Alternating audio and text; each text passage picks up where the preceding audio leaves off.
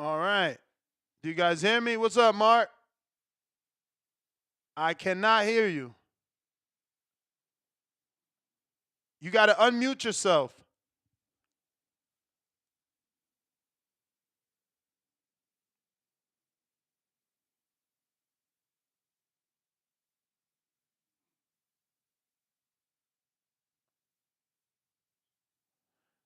It says guest has muted themselves, Mark. You got to check if you can unmute.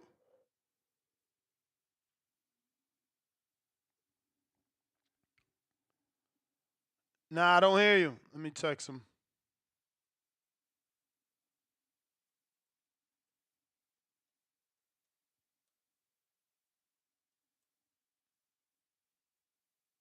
Hmm. All right. Well, maybe they're having, like I said, bad connection because they definitely froze up there. That's that Vegas gym connection. Yep, yep. Let me. Jerry says send them cash apps.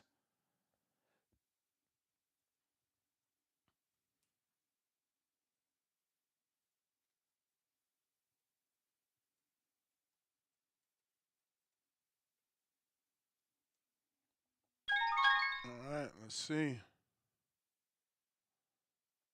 All Again. right. I hear you now, Mark.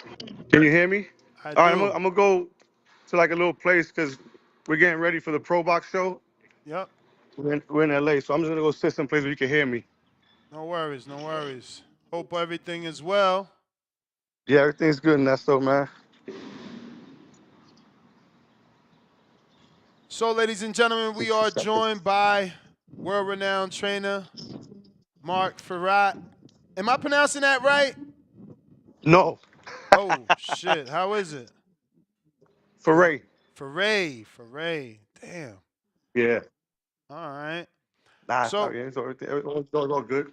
so let's start. I guess I just heard you say "está bien." So, what, you Puerto Rican? Yeah. Yeah. Okay.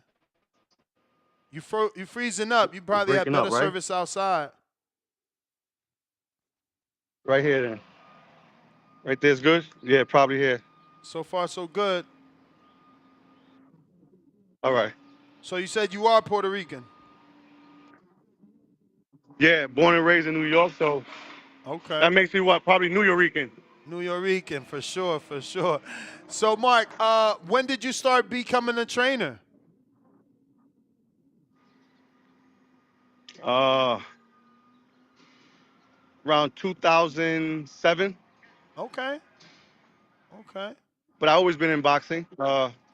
I fought, since I was 10 years old. I fought in all the tournaments as a youngster, all the way to the age 15. Kid gloves, Junior Olympics in New York. I come from a fighting family. My brother was one of the top amateurs at that time with Riddick Bowe and uh, Mike Tyson. He was like a prodigy, my brother at that time. And my dad been in boxing his whole life. And then at 17, I wasn't able to do anything. I took a long trip and I didn't come back home till I was 34. Mm, So when I came home, is when I guess I let the Lord take over instead of me. And for sure. we're here today. Wow. So how'd you get your start in boxing then in terms of coaching? Who gave you the opportunity? How'd you start to actually train people? Um, my dad passed away. When my dad passed away, I actually bought the gym that he was his last place where he trained at, and he was training a guy by the name of Giovanni Lorenzo, who was ranked number one at the time. And then when my dad Isn't he passed away, Dominican? yeah, he's Dominican. Yeah, I watched them fight before. Yeah, so I ended up training him. My dad had him till he was 28 and 0. And they fought for the IBF against Sebastian Sylvester in England. And then he passed away. Then I took over and I started working with the kid. And basically, I've been in boxing my whole life. And it's like everybody in New York know who we are. Like if you talk about from beginning to end, like everybody you could talk about. Even Zav's dad. If you ask like Teddy Atlas was best friends with my dad. Teddy Atlas used to come down, and they used to fight against us in smokers. He used to bring Mike. He used to bring his whole crew from the Catskills, and we used to fight in smokers back then. And smokers back then, it didn't matter how old you was. So if you was the same size, you was fighting. And back then, we fought with no headgears. So we've been in boxing our whole life, and I actually got like my first chance to actually train professional fighters with Giovanni. And then I had another Dominican kid named Darling Jimenez, and he fought Gamboa, and on I HBO he watched got that. dropped. Yeah, so and then that was it, and then I turned my gym into a daycare center, for people, kids didn't have no place to go. So I made them go there, and then one But day wait, Edgar but wait, but Berlanga. wait, but wait. When you say a daycare center, that's just like a metaphor because you was accepting kids in for free, or you And turned. yeah, they really couldn't. It was a metaphor. In other words, that's just Okay. me just saying that I turned it into a place where kids have a safe haven. And a lot of parents in the Bronx, they can't afford that monthly. They don't have, money for, to watch their kids after school. So I told them the only way that they're able to train here is that if they do their homework and get their stuff done correctly, and they could, hang out and learn some self-defense, and their parents could pick them up. But I wasn't ever interested in getting into boxing. I'm a master electrician. When I came home, I went to school for 5 years, and so boxing it's in my blood, but it wasn't something I was gonna make a living off of. And then Edgar Berlanga came into my gym. I think it was 16, 17, and it all changed from there. Let me see if I go inside. That's a lot of noise. Now, in what way did it change? Because I know that you got Edgar through his first 15 or so wins and knockouts, but obviously on that level, was he making the money to change your life, or do you mean it changed because he put you on that stage and now the rest of the world Yeah, let's knows who get you? started straight. I'm glad you mentioned that. And that's why you're great at what you do. You just help me out. Didn't change my life financially, right? Because I don't live off of boxing. Anyone who knows that you're a master electrician, you make enough to be content and do your own thing. So and let's make this clear. When me and Edgar separated, we were 12-0, right? And Edgar was he was a hot commodity. I never left. I never left to follow him to go, right? Like Edgar had his own path, I had my path. It had to do with other things, not with me. So he was living with me in Florida. So as far as financially, anyone who chases money will never make money, man. So it's you have to like work hard. So he didn't change my life as far as financially. I was good. Anybody who knows me, I was good. Um, how it changed was it changed what I wanted to do in life, right? I was a master electrician. I ran one of the biggest companies in New York. We did all the PLC when Wi-Fi first came to New York. I was the one that was running that, all of the MTAs, mass transit. So he changed my life from being a master electrician to actually wanting to put time into fighters and see how far we can go in terms of, you know, you got to have the right mindset, to cultivate a fighter, especially young fighters today. A lot of trainers out there get fighters that are made already, but to cultivate a fighter and go through all the headaches, you got to have like very good discipline. You got to have patience. You got to be able to deal with the ups and downs of young kids and their mistakes. And I felt that I definitely had that, considering what I went through. I went in when I was 17. I came out when I was 34. So I know how young kids can be, and I had the patience. And I want to give credit to Edgar. Edgar trusts my process. He was the first kid that actually never said no. And Edgar just did everything I asked him to do. So when I say everything changed, it changed from me being into the construction business and having my own company, electrical, to actually making a career in boxing. So it just goes to show you that, we don't know what God has in store for us. When we actually allow him to guide us, good things happen. So that's all in a nutshell, man. Nah, man, amazing story, inspiring, bro. There's people literally watching, like, oh, his story's giving me hope. This sport, a lot of people come from the inner city, and with the inner city, Correct. comes mistakes. So, people seeing that you got a second chance, and it's inspiring. Listen, so you start with Edgar. He gets to 12-0. Y'all go y'all separate ways, but now you realize you want to be a trainer. Who's the next fighter? Because Edgar just came back into your life a few years ago. What were you No, doing I since? started. I was working with I work with a guy named Gary Jonas, as you know. Yeah. So, so when that happened, he was with Gary at that time. Edgar's always been with Gary. Um, and then things happened and they separated. So Gary brought me from New York to run all his treatment centers, do all his power distributions. And it's so ironic, right, that I end up in a place where I'm able to help people that are rehabilitating. Like we all have vices, right? Whether Mm-hmm. it's alcohol, whether it's drugs, whatever it is. And I ended up at this, it's called White Sands Treatment Center, and I end up running all his properties, power distribution, anything that had to do with electrical construction. So for those years, I helped a lot of clients, patients that were going to the facility. So we built this gym that actually coincide with the treatment center, and it helped these people release their stress, and get back on their feet. And I was able to teach a lot of these people that never put on hand wraps or gloves. And like I said, it's the process, man. Like, I enjoy the process, and I love to see people grow. And a lot of these people come in 30 days. They got a 30-day stint. They have a 60-day stint, and you can see the transformation. So, so the glory in that of those 4 years was I was able to give back, and my satisfaction was to see all these people that come in hopeless leave with hope.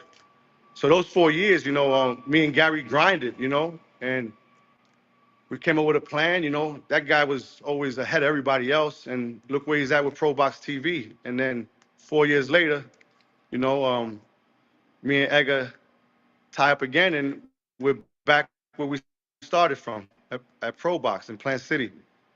And me and Edgar we have a special relationship, man. We have like a father-son relationship. And I was never contemplating on what do I do next with a fighter, because those were never my intentions. Like I said, I don't live off of boxing. I didn't have to say, well, who's the next guy? It was me just doing what I've been doing. And when you do that, good things happen. When you concentrate on the process and not so much the money and chase the money, all that stuff's bestowed upon you, right? It just starts to come because you work so hard. And like I tell a lot of young people, man, I said, pain brings greatness, man, but comfort just brings a lot of problems, man. So if you're out there struggling and striving, you just got to keep going, man. Like you'll never become anything if you don't sacrifice anything. So yeah, I didn't have no fighters, Nestor. I could have. In that time, I trained Ryan Martin for a fight. I had a Henny Mendez for about 5 years. Hennis Mendez, La Tormenta, and then Yeah, I yeah. worked a lot with clients. Argenis, the Dominican. They fought Yeah, Rancies, the right? Dominican guy. Yes, yeah, that Fort Rancis. Yeah, that I got him right after that fight with Rancis. That he got hit after the bell, and then I started working with Hennis. He belonged to Gary. He was Gary's first champion as an IBF, and then I started working with him for about 5 years. Yeah, it's So funny. People don't know that Gary's been around since he was forever. he was like co-promoter with Mike Tyson. He was the man behind the Mike Correct. Tyson promotions. Correct. Gary's like a mastermind. People don't see him much, and they think he doesn't know about boxing, but that guy knows about boxing. That guy's. I used to tell Gary, man, if he gives me some advice today, I probably won't understand it till next week. Mm, Like the guy's always been ahead. Um, and it's been a pleasure working with Gary. I'm still working with Gary. 10 years. So nice. it's the guy knows about boxing. The guy knows talent, and as you see right now, look what he's building. You know, and it's just him by himself. Obviously he has guys that work for him, but he's the mastermind behind all this. Yeah, no, and it's growing surely but slowly. It's growing. Correct. Um, so Correct. most of your guys are with Pro Box Promotions, so it just became hand in hand. You're kind of the Pro Box coach. Yeah, I train all the fighters that we got at Probox that Gary hand picked with me back then. I got the Valles, Dominic and Marcus. I got Darrell Valsaint, Blast. I got Najee Lopez. You know, like those are the guys that I work with directly. You know, And now and you've added and Erickson now Lubin. and I added the hammer. Yeah, yeah. Erickson. That's that's a special talent there, man. And you know, to have him and Edgar in the gym with these young guys, it just brings a different aura. It brings a different feeling. But Hammer's a dog, man. Like everybody knows who he is. You know his resume, and that guy don't back down from nobody. And I took him on because I've always been a fan of Erickson. You know, and now that I have him, you know, now it's more like we're getting into the nitty gritty. You know, there's no more me being a fan of his. It's me and him going to work. But that guy is it's easy for me, Nesto, to work with a guy like that because I know he's coming to fight.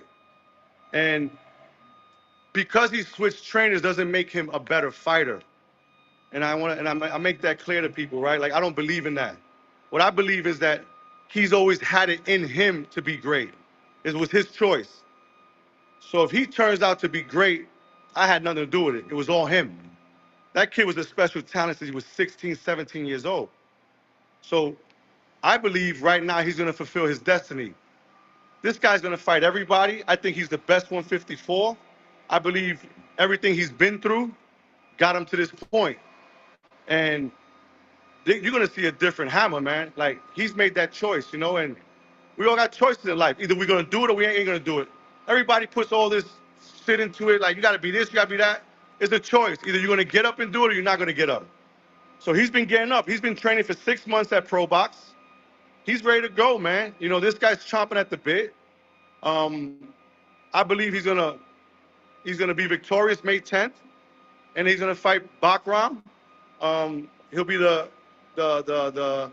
number one, win the eliminator, and then we'll move forward. I think there's big things with him, man, and I'm excited, Nesto, to work with a guy like that. You know, I've been excited, you know, and I make it rough on him. And that's my job. My job is to challenge these guys every day. I'm not in there to be their friend. And he would tell you that. Edgar would tell you that. Najee would tell you that. Blast, like, I'm cool with you outside, but when we get in that gym, I'm not there to be your friend. And I'm not there to train you either, right? I think a lot of people use that word freely. Training is like, let me give you some water, let me wrap your hands, throw a jab. Like, I'm in there to teach you. You know, I'm in there to teach you. So we're in there with each guy. Nesto, I get to the gym at 6 in the morning. I don't leave till probably like 2 in the morning. Wow. I'm giving each guy 3 to 4 hours. You know, so it's like it's a process. You got to teach. You know, you got to be able to understand what you're doing. And with Hammer, man, it's like, oof. Like, I'm telling you, Nesto, like, I'm not one of these guys that get on here and take pom poms and be like, yo, my guy's the best. You know, I'm not a big talker and say what my guy's gonna do, but it's been a pleasure working with Hammer, man. Like, I think that guy has changed mentally. He's made that decision. He flipped that switch to do the right thing. And What do you all mean these by guys that that? Do got the right talents, thing. What do you mean do the right this thing? So what I'm wasn't gonna he tell you doing? right now. That's just what I'm gonna tell you. You get these guys that are super talented, right? And you put them in the gym and they perform, right? Like, these guys can perform, but it's not so much what they do in the gym, right?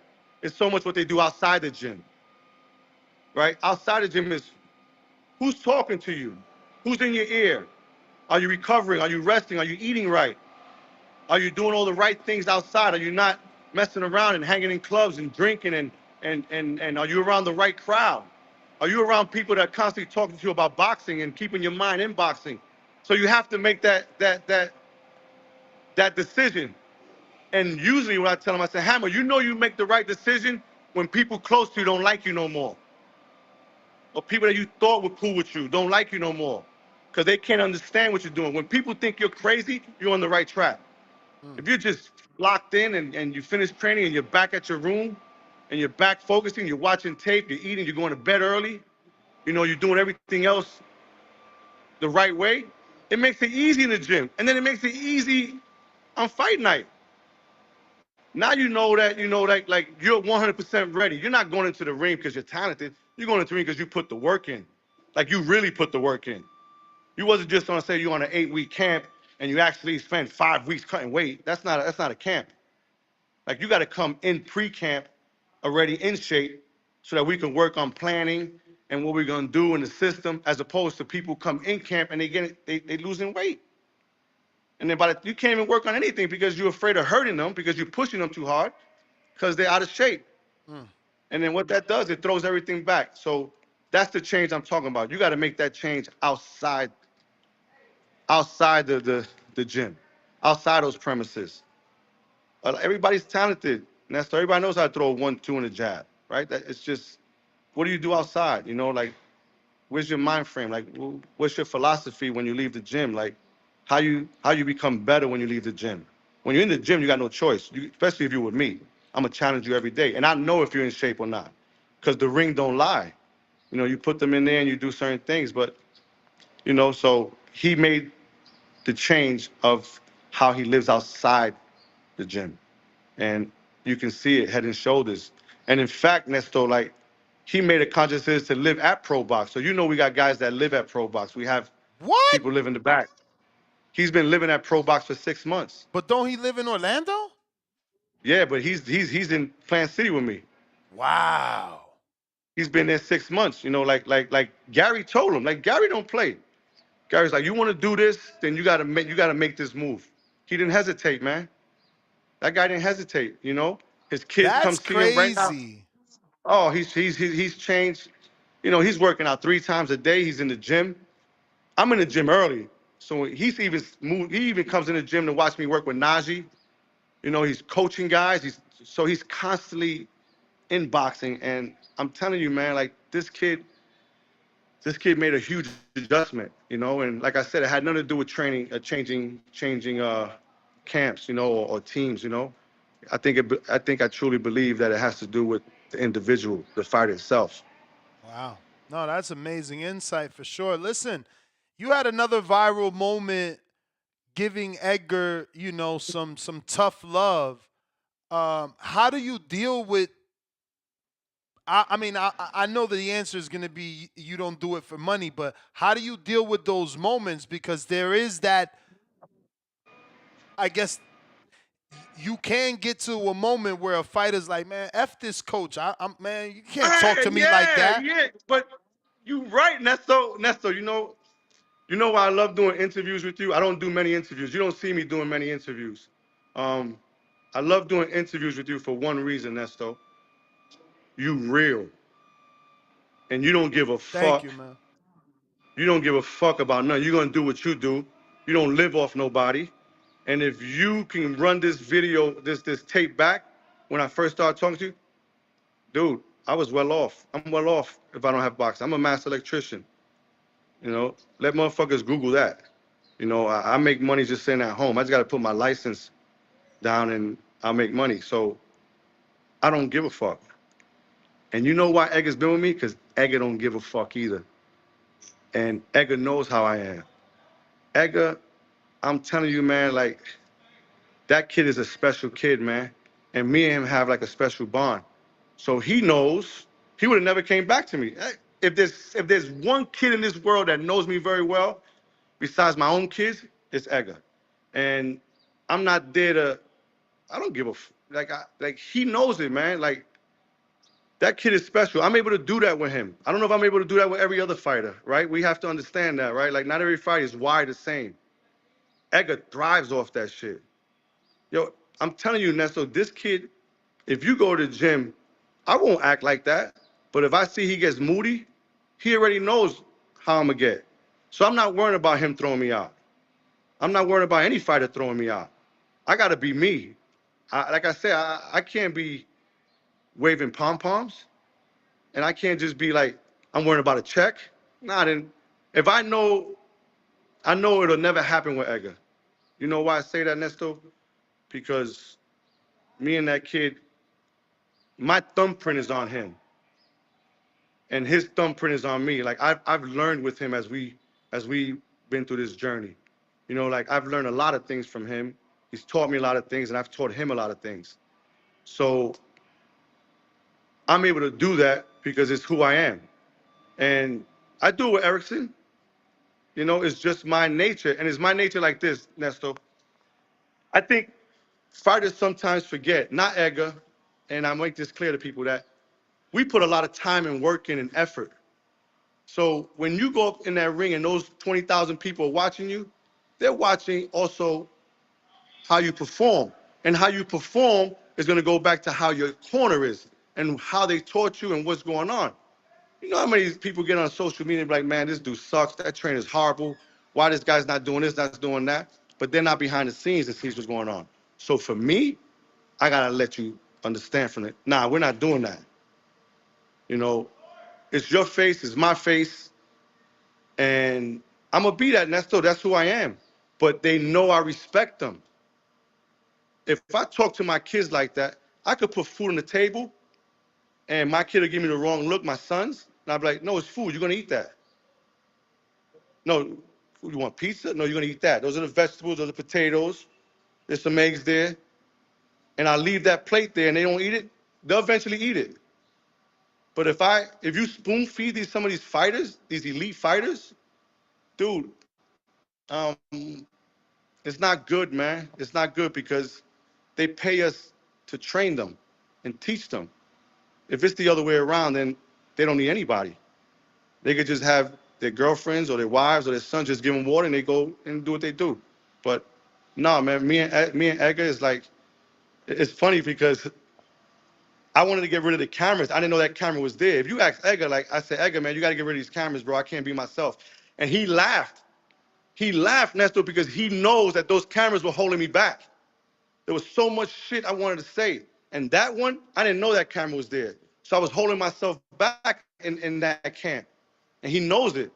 So every time that we finished, I would like I'd be like, hey man, this is what I didn't like, this is what I didn't like. And I said, these cameras gotta go, bro. Like it's fucking handcuffing me. And he knew it. So when I thought I got rid of those cameras, I didn't know that was there. But I've always been like that. If you look at the video with him and Erickson Lubin, that was me that got in the ring and said, yo, we're not here to talk, we're here to fucking fight. So this is a fighting sport, it's a tough sport. And I could be both, man. Like in box, I could be a boxer, I could be a puncher. You got to pick and choose your poison and when to do that, And you got to go off a vibe. So if he's frustrated, and he's upset, it doesn't matter, man. Then I'm gonna fight you back. I just can't let you bogart me or bully me to the point where I'm not able to teach or be who I am. And Edgar always has allowed me, and I say allowed me because of what you said. A lot of fighters can turn around and say, fuck you. And guess what? We'll be fighting. They'll be fighting with a 50-year-old man. And then, because I have my way as well, right? So, but we control that. We control that. And everybody that's with me knows that that's not who I am all the time. Right? Like something has to be pushed for me to get like that. We just don't get up in the morning and start ripping people, Like something happens that we have to bring back like to reality. And I had to wake him up. And Edgar knows that. Hammer's learning that. If you ask Najee and Blast, they'll tell you that. Let me tell you something. Not everybody could accept tough love, man. But if if if if I'm actually do all the right things and I'm challenging you, it's for your betterment. And obviously, at times we got to choose our words wisely, and I do. And Nestor, I'm gonna say this publicly. I'm gonna say that I'm not for every fighter. The way I teach is not for every fighter. The same way every fighter is not for me. Like, I can get fighters in the gym and I won't mention no names. I'm like, this is not going to work. Right? So, like I told Hammer, we're a team, Hammer. We're going to learn from each other. I'm going to learn from you and you're going to learn from me. And at the very end, I'm going to give you ideas and you don't have to do it the way I'm doing it, but you have to make it your own. And that's how I teach guys, man. So at times we're human. The same way Edgar gets upset, I might get upset. But I got to make sure that while I'm upset, I'm saying the right things. I just can't say, fuck you, motherfucker. That's not, then there's going to be a confrontation. But I tell all my fighters this, Nesto, in the gym, I'm the boss. You pay me to be the boss. When we leave the gym and it's fight week, guess what, man? You the general. I'm walking behind you. This is your show. My show's over. I'm done. I don't have to be in no cameras. I have to fucking do no interviews. I have to do shit. You the boss. Now I'm following you. When we in the gym, I'm the boss. When we leave the gym and it's fight week, it's just show, man. You the president, man. We walking behind you. But in the gym, I gotta have some type of respect. And Edgar always gave me that. Nesto, I'm telling you, this kid has never disrespect me not one time. This motherfucker would go through a wall if I tell him to. Edgar's wired differently, man. People misconstrue him through the social media and whatever else, but that kid helps so many people, man, that he doesn't even put on, he doesn't talk about, man. You know, he does so many great things for kids. Um, he'll give his shirt off his back for anybody. You know, how you see him on social media is not how you see him every day. You know, Edgar's walking with a fucking Walmart t-shirt and flip-flops in Florida. People don't even know who he is, with a hat. You know, that dude's down to earth, man. And I can't say anything good. I can't say anything bad about him, man. Um, and I won't say anything bad about any fighter, Ernesto, whether his opponent or whether people. Those people give their lives in the ring, bro. You know, those dudes are warriors, man. And not everybody can win, right? But you got to respect them guys, man. A lot of people won't get into the ring and get punched in the face. You know, it's the only sport where it's just hand-to-hand combat, you know, along with any combat sport. So those guys, you got to respect them and you got to talk to them a certain way because they're wired differently. But I know how to tread that line, right? Like my background and where I come from, like you can see that I'm not a I'm not a bully, but I walk with confidence and I'm not afraid. And when you have that with you, and plus I walk with the Holy Spirit, like I walk with confidence and there's no fear in me. There's no fear. So when you have no fear and you can go through life like that and treat people with respect, they'll always accept it, man. So nah, you're right. I can't talk to everybody like that. But if you put me in that position and I feel aggression, and Edgar didn't put me in that position. Edgar didn't put me. It was just we're going to war, man. We're going to war with Canelo. This is not like no. This is not no walk in the park, man. You know. So I wanted him to understand that. Like this is not like we're not doing it like that. And that kid has given me everything since day one, man. That kid is a. I don't care what anybody says. That kid is a phenomenal fighter. But most of all, Nesto, that motherfucker got heart and balls. And you know, and all my other guys too. Erickson's fucking. Everybody know how Erickson is, you know, and I'm not for everybody, man. Not everybody's for me, man. And I don't believe in magic, man. There's no such thing as magic, bro. Hard work. What's magic? You know, people snap their fingers, there'd be $1 million there, you know, or fucking pull a rabbit. Man, everything's hard work, man. You know. All right, Coach, I got a couple of questions from the people. We'll get you out of here. First one is from Rue in the 504 New Orleans. He says, what aspect of training is lacking in today's boxing? That's a very good question, right? And I'm pretty sure every other trainer will have something different. But I think what's lacking is attention to detail.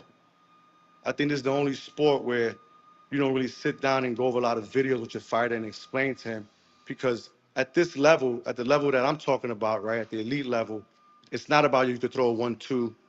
It's not about can you throw a hook. It's when you throw it, how you set it up. It's actually the mind. I believe the mind is the first thing you got to work on. And if you can get it across through communicating or visibly showing it to them, it'll help them. But I think it's more about how they grasp the information, how they absorb it, and can they produce it. So I believe what's lacking is how we give the information to some of these fighters, and what are we using to give the information? How are we bringing it to them? So I think that at that at that level, it'll have to be intelligence. And how do you do that? You got to find different ways, man. You got to find different ways.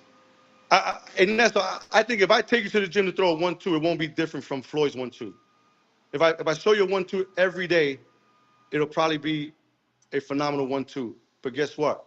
Floyd will hit you with that shit 100 times because he knows when to. He knows how to set that up. So it's that next level of and not everybody has it. And that's what you gotta understand, right? Like some fighters don't have that, they can't grasp that. So some fighters are who they are and you gotta work with that. But I believe that it's intel and information and how you give it to them. All right. Next one is from Toledo Treese in Ohio. How far is Najee Lopez from a fight with David Morrell? And Lubin has fought the top contenders. Could it be difficult getting him prepared to fight for a guy who is relatively unknown outside of the Midwest? He's talking about Andre Holmes, obviously. Yeah. Let's start with Najee. Najee is I smile, right, because Najee reminds me a lot of Edgar in terms of like how I be on his ass, and he's a special talent. Listen, man, Najee's still young in terms of But he's how many another fights he one, has. though. He's another one that's locked in. He's still living in Pro Box, right? The ones that live at Pro Box, Najee been living there for 3 years. Blast been living there for 3 years. Wow. Hammer's been living there for 6 months, going on 7. Najee is super dedicated.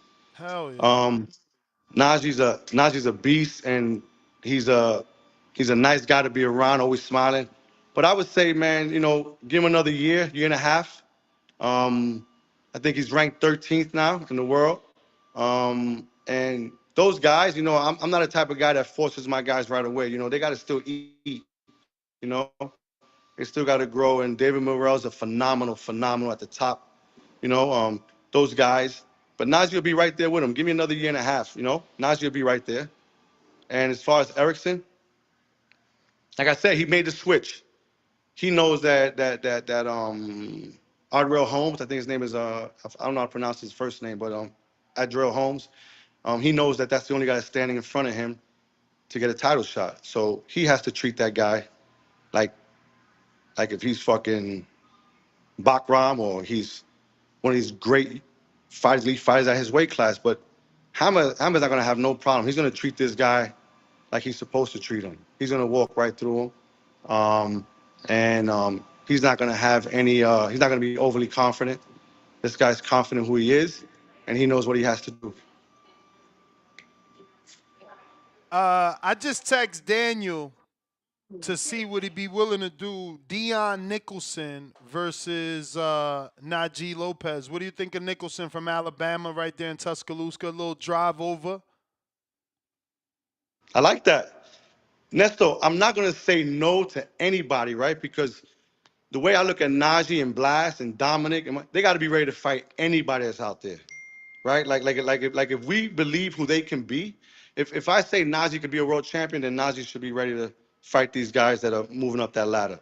So I say yes to everybody. I even say yes to Benjamin Whitaker. I would love that fight with Oh, Benjamin Whitaker. wow. With Najee right now. 100% right now. Nice. Let me tell you something about Najee, right? And people don't understand. Najee's already been tested, right? You've been to some of his fights. The one he had with what's the kid that Well, I like the one with Scudero. What was it? What's his name? He used to train in Delray. That was a Marco good fight. Scudero, right? Yeah, Marco something like that. Scudero. Yep. He That was a taught good fight. Najee. He taught Najee a lot.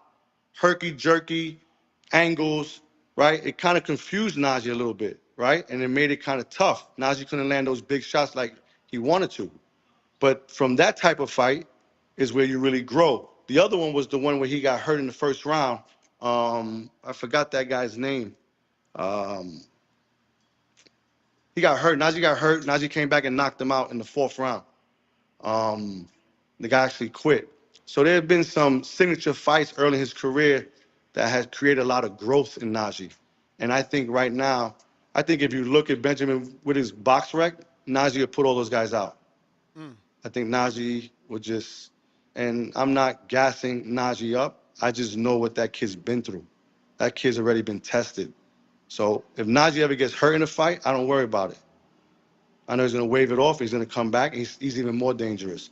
So what I'm saying is, every fight's going to get hurt in a fight. And that's where we find out what they're made of, right? Do they have the balls to say, let me suck it up? Or they lose a round and they get their ass handed to them. And they come back to the corner and I say, hey, we just lost that round. Let's pick it up. And they say, yeah, coach, I got it. Let's do it. And they just go and they pick it up and they knock the guy out. They just start dominating. So Najee has that, you know. Blast has that. Dominic has that. Marcus has that. And we all know that Hammer has that. You know, Edgar has that. So there's a trend that I'm building there. You know, you got to have that toughness. You know, you can have all the skill set, but if you ain't got no heart and no balls, it doesn't work. You got to have that malice. Najee has that. I would love that fight with Benjamin Whitaker and even Nicholson, the one that you mentioned. Mm. I got Octo. He says, Coach, who's your favorite music artist? And give us one good movie we should watch. Ah, I like Unusual Suspects is one of my favorites. Um, and music, man, I'm people think because I'm born in the Bronx, man, that it's all about rap, man. But I love all types of music, R&B. You know, I'm not into trap music, man. Sorry, guys, man. You know, but I love R&B. I love R&B, man. Like I'm old school. And did you give us the movie? Yeah, Unusual Suspects. Oh, yes, yes, I heard that. I'm sorry. We got a few more. Let me know when you ran out of time, Mark. Up first, we Nah, got, we good. all right, Ali and Dago. He says, Mark, who are your favorite top three fighters of all time? Oh, that's easy for me, man. My favorite fighter I watched growing up, and I went to all his camps at a young age, was Roberto Duran. Roberto Duran is definitely my Wait, top wait, guy. wait. You went to all his camps. Yeah, when I was younger, his bodyguard was a guy named Cuba, who was one of my father's fighters. So when I say all his camps, I've been to like 6 of them that he did in New York. And actually, he wanted to sign my older brother when he was 14. So he used to bring all his boots and give them to my older brother. My older brother was the only one that was wearing Roberto Duran's boots like back You got a call. If you're in watching the this on Olympics. YouTube, all right, you back? Yeah, I'm here. All right. No, we lost you for a quick second. How about now? No, we hear you. We good? Yep. All right, yeah. So he used to give the boots to my older brother, all his signature boots, those velvet boots with the name at 14. And I used to go to all his preparations when he used to fought at the Garden. He used to train in New York at Jerome Boxing Club, or even the old Bobby Gleason's on 33rd from Madison Square Garden. And his bodyguard was, like I said, was one of my dad's fighters. His name was Scuba. So I watched Duran, and I watched the old man, Ray Arcel, work with him. It was an amazing combination since I was 10 years old. And he's my favorite. Second was Mike Tyson. And I'm going to tell you right now, I love Inoue. I just, that kid is it's amazing, man. I wish he was 140, 135, man. We would, he'll have some spectacular fights lined up for him. But, I put Inoue in there, but without a doubt, man, it was Duran, Tyson, and Sugar Ray Leonard. And right behind Sugar was Marvin Hagler. That guy was the epitome of discipline and preparation and going to war. All right. We got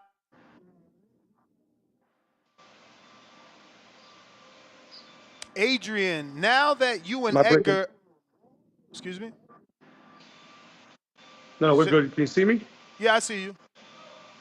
He says, Oh, now that you and Edgar are in Lithia, have you guys ever thought about opening a boxing gym to the public in either Lakeland, Tampa, or Plant City? dude, how that guy knows I'm in Lithia, man? I'm at the move, man. I don't know. I That ain't dude even just. know Lithia existed in Florida. I didn't even know Lithia exists when I moved out here. I got a house in All Florida. right, I never heard of Lithia. me neither, man. I thought when Gary brought me out, I thought I was going to Miami, man. I ended up in fucking Lithia, man. Um, um, I gotta look that up. Yeah, yeah, it's like is the land it's, expensive over there? What you got? You got an acre or what? yeah, I got about an acre. Damn, really? Fuck. Edgar got about an acre too. But it's Sheesh. more like I moved out there just to stay away from distractions. There's a lot of farm out there, horses and Yeah. cows.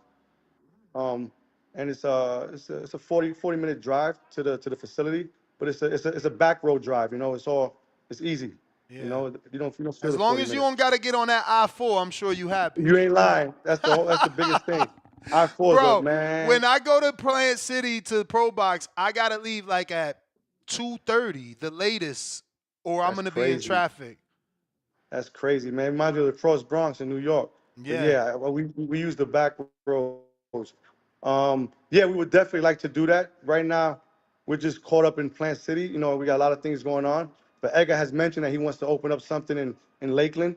Edgar has property out there. He owns a lot of land in property. He owns a lot of land in Lakeland. He bought, a few acres, man. And Commercial? yeah, he's about to do some construction out there. Um, Nice. the kid is pretty smart with his money, man. Believe it or not, man. People don't. The kid, the kid has about 7, 8 properties. He has in Lakeland. He has about, I think, 6 acres. He's about to do something there. So he's doing the right thing. But he mentioned something in Lakeland. He likes Lakeland. And so you can expect something in the near future that he'll open up something, and it'll be for the kids, and I think it'll be free of charge. I think he wants Nice. to do something for the kids and put something there, where kids can have a safe haven, and it'll be more than just boxing. You have some mentorships in there, and you have good people, and so I'm kind of blowing up his spot. These are things that he wants to do, but I think it's the right time to say it. He's For working on some sure. good things. So Edgar doesn't put a lot of stuff out there. He's always puts his music out there, and then what he does, but the stuff he does behind closed doors, he likes to keep it in private. But yeah, he's doing a lot of good things, man. He's going to be opening up some stuff over there. I got Bang Bang Boogies. Salute, Coach Mark. We are really proud of the work you've done with Edgar. We can only expect for him to get better from here on out. Question. After facing Canelo, who is arguably the best 168 pounder in the world, what difficulties would you expect with fighters like a Munguia, Plant, if you guys get the opportunity? And is there any history between Edgar and Plant in sparring in the past? Thank you. Stay focused. Peace and love. Heart emoji, salute emoji, and boxing glove emoji. Yeah, Edgar did learn a lot. Anyone who fights a legend has to learn something. Um, his work ethic has changed. Um, his mindset has changed. You could tell that how disciplined he is during training. Super focused in training. Edgar gets into the gym. We do 2 sessions. He does his morning session, strength and conditioning, and then he heads into the gym around 4. Edgar doesn't leave till probably 9 or 10 o'clock at night. And that's usually we're talking, we're training, we're talking, we're training. So his whole mindset has changed. Edgar actually lives in the gym now. He has a nice little spot inside that gym. He has his own little apartment in that gym. If we work extra hours and we're late, he has his bed, he has a shower, he has a nice place. So this has changed Edgar in terms of his focus and his discipline. And people might say, yeah, well, he's so disciplined, he was overweight. Well, Edgar wasn't overweight for that fight. Edgar got sick on Sunday. Edgar had the flu, he had fever, and we didn't want to cancel the fight. In fact, he didn't want to cancel. He said he thought he'll make weight. Edgar didn't start moving around until Wednesday night. Actually, Wednesday night, no, Thursday morning. And we were trying to sweat him out through the fever that he had, but he had trouble. But Edgar went to Orlando just 8 pounds away. So that's like really nothing. So, it wasn't because he was undisciplined, it's because he was actually sick. And I think that helped him in the Canelo fight in terms of his intelligence, his IQ. And I don't think we can use that no more, Nestor, where, oh, he's not experienced, he doesn't have the IQ. Everybody expected far worse than what actually happened, and looking back at it right now, I was never, I was pleased, I was okay with it. Looking back at it, I wanted more, and Edgar wanted more. But there was a lot of stuff that happened in that 5-week camp. We didn't get to know we were fighting 5 weeks, but listen, man, Canelo is a legend, and I don't know if we had 10 weeks or 12 weeks would have made a difference. That guy's phenomenal. Um, but in regards to Caleb and Mugia, Yeah, those fights would definitely happen. Edgar has what he wants to do, and he knows that he could put 6, 7, 10 guys on a list, but he knows that we only as good as our last fight. So I know he wants to set something up with Munguia, and we'll see Munguia, and then you know, I think that'll be a phenomenal fight. I think that's something that the fans will be looking forward to. Another Mexican Puerto Rican brawl. All everything depends on whether Munguia gets past May 3rd. I think he will, and then after that, we'll see um, what happens. In regards to Plant, yeah, they did spar. That was years ago. They sparred. Um, you really can't get nothing out of that sparring, Nesto. You know, me and Plant spoke about it. You can't get nothing out. It's not like Plant dominated or Edgar dominated. Plant was already, a young seasoned guy already, and Edgar was, I think he had like one pro fight, or I don't think he had any. And I took him out there to work with him. But I'm not gonna sugarcoat it. It was nothing in that sparring. Plant was moving. Edgar was trying to land those bombs. It was. I don't like to talk about those sparrings. A lot of stuff, but nothing happened. But if something did happen, I really wouldn't. I wouldn't talk about it. I think sparrings, stay at sparrings, and you really don't get into it. So some fighters talk about it, but nonetheless, I don't think it matters what happened when he was 17, and Caleb was a young fighter as well. I think what's going to happen is when they see each other now, and I think that fight is definitely going to happen, and I think it's going to be fireworks. They don't like each other. Um, they're going back and forth on social media, but like I told that guy, I says, you can say everything you want, man, and he can say whatever he wants. But at the end of the day, man, all men are judged by actions. So what you do to him in the ring, what he does to you in the ring, is what people are going to talk about. Everything else is going to be a lost cause, man. So that's going to be a phenomenal fight, especially for the fans. And we know Caleb. Caleb brings everything. Caleb's a phenomenal fighter, and I know Edgar's gonna bring everything. Edgar's gonna come to knock him out, and Caleb is gonna do his thing. Caleb's a great boxer. Caleb's intelligent. Uh, Caleb has it all. But so does Edgar. And I don't think knowing Caleb, I don't think Caleb would say he doesn't have the experience no more. He doesn't have this. He doesn't have that. And I don't like to compare what Caleb did with Canelo and what Edgar did. They're two different fighters. They fight two different styles. So styles make fights. But I think Cato's gonna put on a great show. Edgar's gonna put on a great show. I think it's best for the fans. And I think those two fights between Munguia and Edgar, and then Caleb and Edgar, and then whoever else Edgar got on that list. But it should be some great fights set up for Edgar. And I think he's the A side on all of them. Whether people disagree with that or whatever, but he's gonna bring the fans. You know, and Caleb got his, man. Like, Caleb's a hell of a fighter, man. You know? For sure. Mark, let me ask you. I mean, in your years of training and getting fighters to help them cut weight, have you ever put a fighter in the sauna on a Thursday for a weigh-in on a Friday? Is that safe? Is that common? A lot of people do that. A lot of people they do that, then they do the hot bath. Is that safe? Is that common? I think everybody has their own ways of doing things, Nesto. Some people do the bath with the alcohol and the Epsom salt, then they wrap you up in the bed. Is that safe? I don't think any a physician would say either one is safe, right? Because you're actually dehydrating yourself, whether it's 24 hours or 48 hours. So it's all about like what that person's body is able to take, and with Edgar talks to me. Nah, this ain't good. This don't feel good. So the fighter has to be able to to know his body, and the guy that's taking him through his dehydration and rehydration has to understand that sometimes you can't push fighters at that level. You know, you can actually hurt them. I'm not a guy that I will push anybody. If they say, "Hey, I can't coach," I'm not pushing that. Because a fighter's health and well-being is more important to me than a fight. But I think that anyone who has major problems cutting weight could be two things: either they were they were sick and they have a problem, and you can either call the fight off, or you didn't have a fucking good camp. In other words, you didn't do the right thing. You didn't eat right. You didn't hydrate right.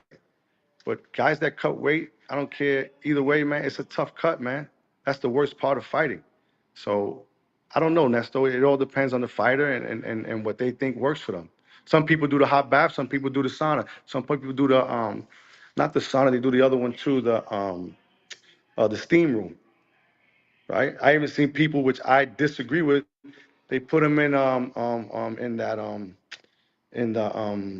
hot bath, and that's crazy. So what's that shit in the pool, and they got those sauna pools. So it all depends, Nesto, on what the fighter is able to go through and be successful doing. I got Johnny from the Hangout spot that says, coming from such a mega fight experience, how was Edgar's mindset coming into this camp as opposed to the Canelo fight? Also, was there something specific, quote unquote, technique wise, you emphasized he work on for this camp based on what you saw versus Canelo? Tell Johnny stop it, bro. He works for Nesto. He has the inside. He knows. He was with he was with us. He knows his mindset is different, and he knows how I prepared him. And you know what's Nesto? Ask Johnny how I treat them. Like that's not for the cameras or the videos. I invited Johnny. Johnny hung out when I had all of them in the gym, and he knows. Edgar's mindset is totally different. We worked on technique. I wanted to shorten up his shots. Um, I didn't want him loading up so much. I wanted him more on his back leg. And look, for this fight, I wasn't worried about anything. I was worried about him just underperforming or being overly confident. And but I knew Edgar was going to walk through the guy, but I didn't train Edgar for this fight. This whole camp and pre-camp was for the next one. This was like a pre-camp for us. So we worked on techniques, showing up shots, read and react, and a lot of other things that we're gonna be working on. But Johnny was there for the whole time. I mean, Johnny came down for towards the end. He said in the chat he just wanted the audience to hear that, coach. I got Got you, Malcolm man. in New York. He says, I'm very critical of Berlanga, and the one thing I dislike is he tends to look for the KO instead of setting up his KO efficiently.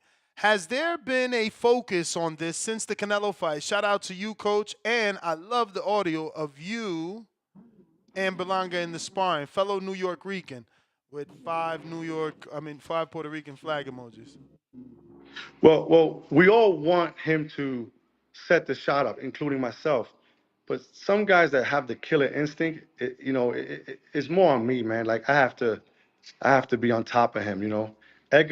I built Edgar to just, to seek and destroy.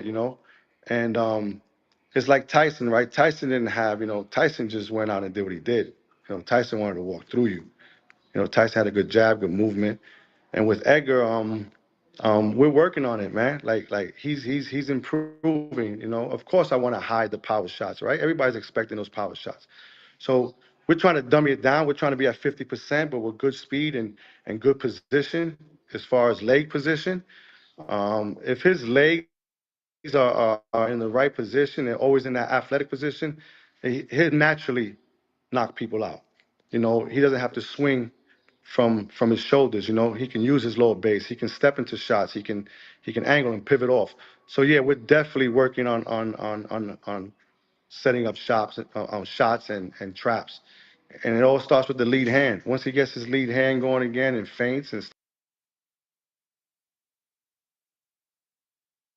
Edgar can punch, Edgar can brawl. Great body puncher. So yes, it's a work in progress, man. So I'm not gonna tell you it's a finished product until he retires, you know. But and people don't like Edgar. Listen, man, it's all part of the game we in. People didn't like Floyd, but you don't like him, you're still gonna pay to watch him get knocked out. So you're contributing to what he's doing, But a little bit of hate is always good. It can motivate, and love encourages. So in this world, you got hate and love. So we just got to deal with it, not only in boxing but in life in general. Joe Pilot, salute, coach. I like the wrinkles you've added to Berlanga's game. The movement he showed versus Nello looked good. So no question, all love. I got Yeah, I think that has to do with who's in front of you, right? So you have to have a different game plan, as opposed to Dante Gonzalez. We just walk right at him and go through him. So I appreciate that. Thank you, man.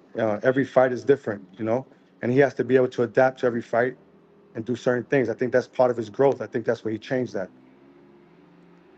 major media. How much do a trainer have in the say so for their fighter's next opponent? I So like let's to go with, yeah, I totally get it, right? Like for me, it's the fighter's mentality, right? If a fighter says, "Hey, I like this guy right now," then I know he's all in there. You get it? Like when you get some trainers that are like, "Nah, you're not fighting that guy. You fighting this guy. You fight."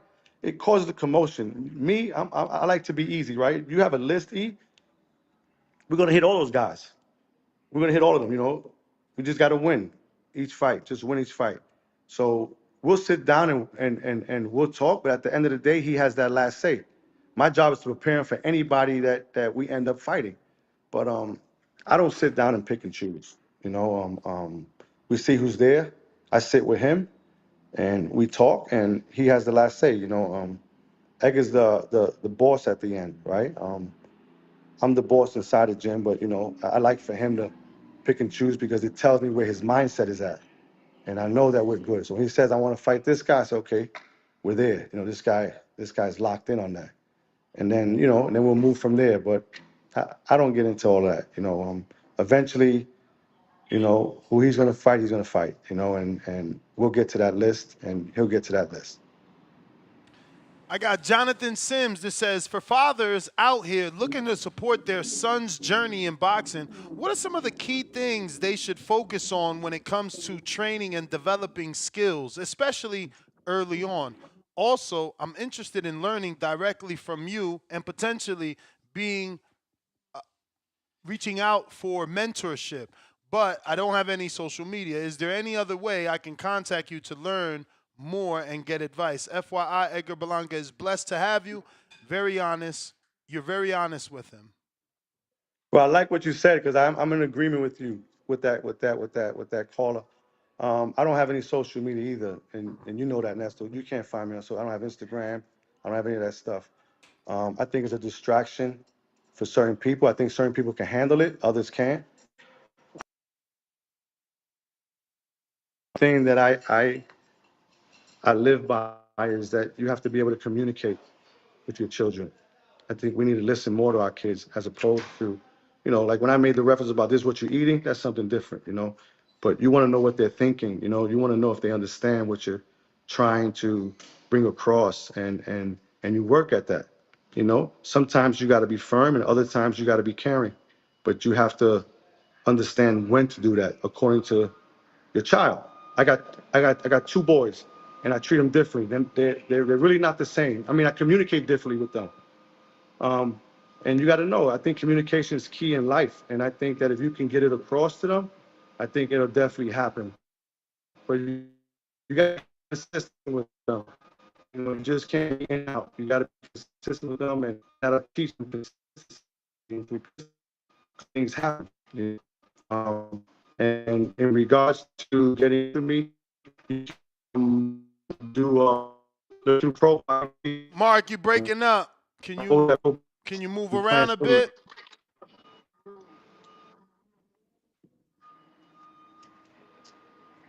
about now? Perfect. Esto? I hear you now. Yeah. All Yeah, right. you're breaking Yeah. up. Mm. Uh, all right. Give me a Yeah. second. All right. How about now? I hear you. Can you hear me? We're good. Perfect. Yes. Are we? All right. I don't know where I left off at. And I apologize for the noise, man. They're just Nah, moving all no the stuff in worries, the no in the worries. You venue. were just answering the question about the mentorship. Yeah, the way we deal with our children is like, communication is key, man, and you got to be consistent with them. Um, um, Sometimes you got to deal with a firm hand. Sometimes you got to be, caring and loving. I think they both go together. And the mentorship, man, is I would tell every father and every mother, you got to be a good role model, man. You can't have them have role models outside the house, man. It's what they see every day is what they're going to No, emulate. no, no, no. The And father wants to be mentored by you. How does he go about that? Probox TV, Nesto. You can go onto Probox TV. You can go. I'm at White Sands Treatment Center in Plant City, and you can find me there. Um, you can even hit Edgar up on Instagram. Hey, I want to get in touch with Coach Mark, and then we can go from there. But I don't have any social media, but you can definitely find me. I'm always at White Sands Treatment Center, um, helping people there, and my facility is in the back end. The Pro Box venue boxing facility is in the same address. So it's Plant City, Florida, North Wheeler Street, 2011. I got V Dash. What's up, coach? This Vidal Price from Atlanta. As a fighter turned coach, what would be your advice to upcoming fighters diet wise as they prepare for a fight? Would you recommend going vegan? He's preparing for an amateur fight, FYI. Uh, I wouldn't do that right away. I would take they got this special blood test out there where you could see what they lack. You know, have them take a blood test. I don't know the name off the top, but it's not a regular blood test. Find out what's their blood type, what they're able to eat. Vegan's not always the way to go. You can weaken a fighter. You got to find out exactly, what they're missing. Um, Edgar, Edgar can eat steak every day and make weight. It's weird. So you have to find out what it is. Um, Obviously, the most important thing is that they have to eat clean. Whatever they eat, and if they making weight, you got to check their carb intake, their calorie intake. It all depends, man. But I would say eating clean, staying hydrated, water. You can flavor the water. Coconut water is great. But I would say that I would take them to the doctor, check them out, see what's their blood type, what they're able to eat and not eat. Few more and we're all done. We got Keem in Orlando, Florida. How much of boxing training would you say is mental and not physical? 90% mental, 90% mental. What does that mean? I mean, we hear that a lot. Can you elaborate meaning just like a little like bit? like 90%, right? Like what's your mental preparation? 10%, Nestor, we can train every day. Like I said, teach you how to throw a jab, but can you grasp the nuances of boxing? How to move, how to go here, how to go there. Do you understand that what's being communicated towards you? Are you focused? Are you mentally strong? Where's your mental fortitude? Are you ready for combat? Do you have balls? Do you have heart? And everything starts with the mind. I mean, if the mind says it can do it, the mind controls the body. Don't ever let the body control the mind. Um, the mind is like, there's so many things that we've been through life. Like, man, how did we get through that, man? You got to have that mental toughness. When I went to prison at 17, man, did you think that I was physically ready? I was 137 pounds, but I was mentally ready. I was ready for anything. My mindset, it's not the size of the dog, it's the size of the fight in the dog. So it was my mindset. I think mindset is key in life, man. I think if you can feed yourself positive things, work your way through tough times, because boxing is tough, man. It's not really physical. It's you telling yourself when you feel like shit, I got to get up and do it anyway. It's the mind. The mind dictates whether you get up or not. So it's 90% mental, man. I got Dwayne, excuse me, Dwayne, do you see Edgar getting a title at 168 or moving up anytime soon? Well, I see him with these fights coming up, and obviously I think something will present itself, considering what Canelo wants to do. But if we move ourselves into position, I think it leaves Canelo no option. And we're willing to work ourselves back in position. If he's still there, if he's not there, then I guess we'll be fighting for several titles. Yes, I see him becoming world champion at 168. And then Edgar has plans on, this might sound crazy. He has plans on moving up. Who says it could be 75? It could be a heavyweight. But he has he can even fight heavyweight, man. I seen this guy at 215 move and spar with heavyweights. And we don't want names out there, but it was brutal. You know, um, this guy can punch at 68. Imagine him at 215 pounds with his speed and power. But I definitely see him winning a title or two, or even cleaning up the 168 division. It all depends on Canelo, man. You know, um, and what he's going to do. But obviously, the road's going to be tough. You got you got Caleb, you got Gia, you got Mbili, you got Pacheco. But in order to achieve greatness, you got to go through great fighters. So yes, I definitely see it happening. If he No came question. at you tomorrow and said, Coach, I just got a call, Jake Paul's offering me to fight, what's your immediate answer? Dude, I just told you, I don't pick no fights, man. Um, I don't think Edgar would do it. Really? You know, I don't think Edgar would do it. But then again, I don't speak for Edgar, right? Um, I think Edgar would tell me, "Hey, let me just go knock him out real quick, coach, and pick up this bag." You Hmm. know, I think he'll present it to me like that. Edgar is Edgar wants to fight. Edgar wants to become a world champion. And if it's like you're not going to become a world champion fighting Jake Paul, but now that I'm thinking what you're saying, I think Edgar would just go and knock him out and pick up the bag and then go back to what he's doing.